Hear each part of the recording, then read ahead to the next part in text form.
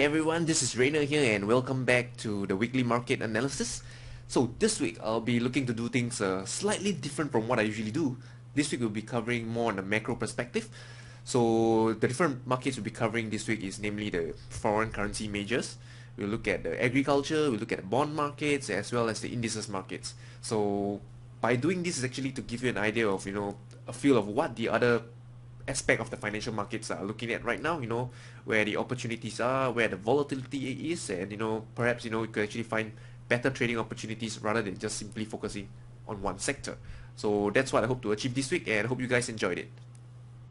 This is the weekly chart of the euro dollar, and if you have been following me for the last couple of months, you know that I'm actually bearish on the euro dollar in terms of relative strength, and also among all the majors is definitely one of the better trending markets towards the downside.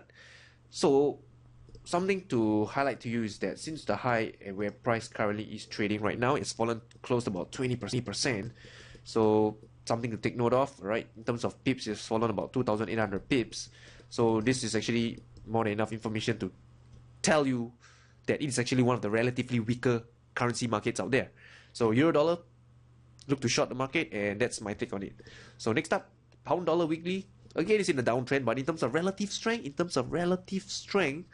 not as weak as the euro dollar. So it's fair enough to establish short on it, but I would definitely prefer the euro dollar. And next up, we have the New Zealand dollar. So in terms of relative strength over the long term, it's not as weak as the euro dollar. However, pay attention to these two candles over here, right? Over the last couple of weeks, the New Zealand dollar has actually performed pretty poorly. Look at the bearish momentum towards the downside, and it's definitely something worth paying attention to. So this is actually telling you that the momentum in the market has perhaps shifted, right? Further downside could be anticipated, and over the medium term, in terms of relative strength, New Zealand dollar is actually a weak market, and you can look for shorting opportunities on it as well. All right, so New Zealand dollar market to potentially short in the medium term. And next up, we have the dollar yen. So the dollar yen is interesting, right? No doubt we have a very strong bullish uptrend on this weekly chart, and it has been going on for the last couple of years. But something to take note of is that we do know that in recent times, the dollar has actually been appreciating very strongly. But you look at this chart over the last 7 to 8 weeks, the dollar and the yen seems to be pretty much on par, right? We have a consolidation over here. So what this is telling you that the dollar is strong, but over the last 7-8 weeks, the yen seems to be equally strong as well. So I wouldn't want to long this market just yet, right? Because the yen is actually showing signs of strength. So I would actually keep a lookout on it. I still have my bullish bias, but I wouldn't establish any longs just yet. However, a possible scenario is that should price take out this swing high over here, that's when I would possibly look to establish my longs. But as long as price is within this range, this weekly chart, this triangle pattern, price is trading inside of it, I would just stay on the sidelines and watch what happens next. So that's for the dollar yen, and something to take note of. So next up, we'll look at the indices market. So this is the chart of the S&P 500, the weekly chart. And I mean, any little kid can tell you based on, looking from left to right, this is in a very, very clear uptrend. And one thing to take note of is that price seems to be respecting between the 20 and 50 period moving average. So this provides an area for dynamic support. So any pullbacks back towards this zone is actually long opportunities. So do take note of it. And this is actually a historical pattern that actually has been repeating itself over the last couple of years. Another market we look at is actually the DAX market. So for the DAX market, I wasn't actually bullish on it until I would say this week or last week when Draghi said that it will look to buy back bonds, about 60 billion a month. So that led to, I would say, the trigger, the catalyst that provided the stock market to trade above the resistance level. So right now it's trading near multi-year highs, and over the medium to long term, I would say traders and investors are definitely bullish because they have now QE, so money is printing in Europe, and money has to go to somewhere, and chances are you lead to the stock market, so they pump up the stock market higher. So the DAX is another market that you could actually look to long. So pay attention to it, and if you're looking for long opportunity on the DAX, I would say the forward chart could provide decent opportunity, right? Look for pullback or breakout is something that you can actually consider. So next up, I'll look to share with you this brutal market. This is none other than the Seng market, right? It's a Hong Kong stock exchange, and I'll run through with you and explain to you why this is a trend follower's nightmare. Personally, I've not traded this market for quite a while, and if you want to know why, let me explain why. So no doubt the Hang Seng market is I would say slightly bullish, right? Because you can actually draw this uptrend line, you know, but you don't want to trade the market just because it has an uptrend line or it seems to have a slight trend on it. You want to trade the market which is trending the most strong or the most weak. Those are the markets that you want to trade, because price would go further in your favor and retracement will be shallower. But if you look at this Hang Seng market, no doubt, you know, from left to right, it seems to be trending slightly upwards, but it is actually quite a nightmare if you ask me. So let me explain why. So this market is actually full of false breakout. And let me highlight to you why I say so. So first and foremost, let me plot out some basic support and resistance level. So then we have a resistance over here, another one over here, support. We have a support over here, another one down here. So from here, let's see, alright. So what happened is the Hang Seng market traded from this low over here up higher, then you retrace, try to make another attempt higher, and what happened next? Price then started traded lower. So when it traded lower, it took out the stops over here. So traders to look to get short. They thought it's maybe, oh, it's a downtrend, you know, time to short. So price did trade lower for a while, and the next thing you know, it rallied back up higher, right? So it created what they call a bear trap, a false breakout, and those who were short got trapped and probably lost money.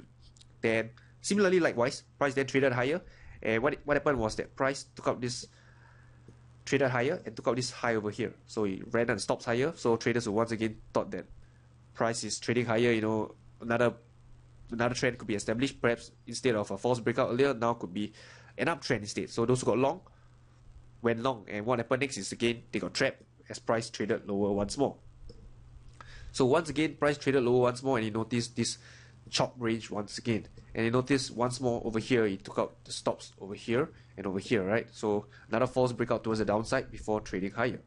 So then price traded back and forth, and once more it traded higher and took out this highs over here and here. So this time price, okay, seems to be an uptrend, right? Time to get long, time to get, you know, long, because price seems to, you know, broke out the previous resistance, and there's good chance that price could trade higher. But the next thing you know, got back lower and tried to rally once more. Next thing you know, trade up lower, taking out the stops over here before rallying higher once more.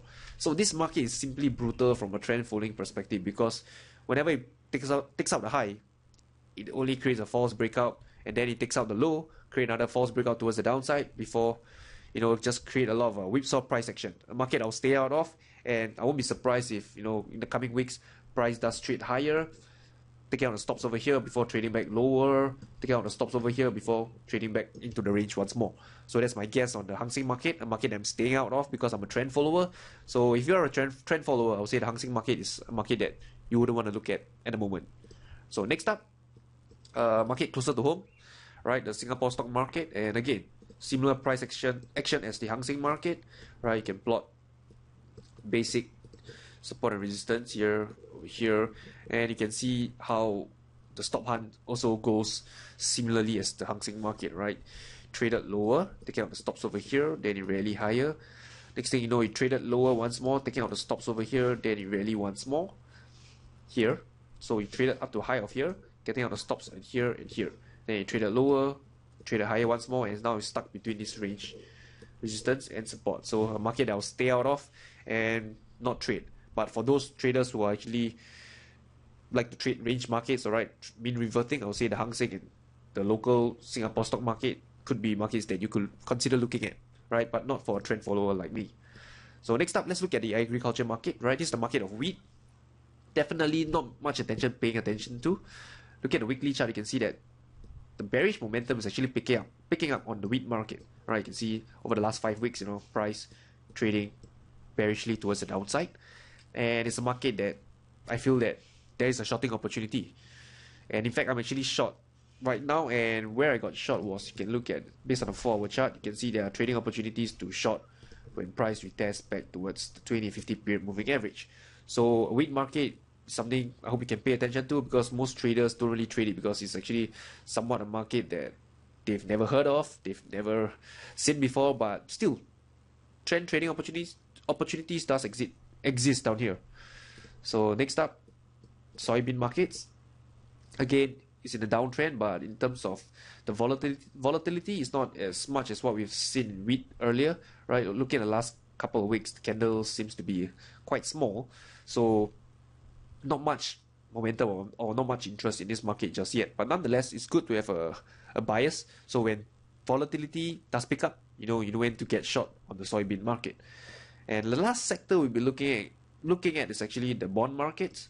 So this is the 10-year treasury, and if you look at price, what is it's doing now is actually contained between the highs over here, and the lows over here. So I'm not too keen to actually establish any positions right now. So unless it trades much higher in the coming weeks, then perhaps I'll look to establish long positions. But in terms of the bond market, in terms of relative strength, the 10-year isn't a market that you want to be long actually, right? Because if you are long bonds, another market I could suggest is actually this market. This is none other than the bond market, right? Compare that with the 10-year, which was actually ranging for the last, I would say, 1 year. The bond market has been aggressively tradingly higher over the last year or so. So look at which, this is a market that you may want to consider getting long instead of the 10-year in terms of relative strength and in terms of how beautiful the trend is compared to the 10-year.